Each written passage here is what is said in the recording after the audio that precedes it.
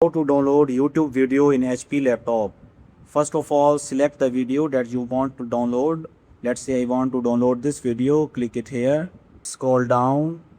Here you can see three dots. Click it here. Here you can see download.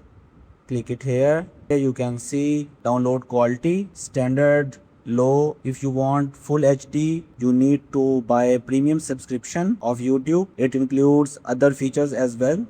But if you want to download standard quality or low quality, you can simply download it from here. Here you can see download button. Click it here. It is now downloading. It is now downloaded. To access the downloaded file, here you can see three lines. Click it here. Scroll down. Here you can see downloads. Click it here. Here you can see the downloaded video.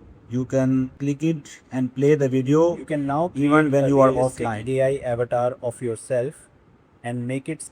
So this is it for this video. If you found this video helpful, hit the like button. If you have any questions, you can ask me in the comment section below.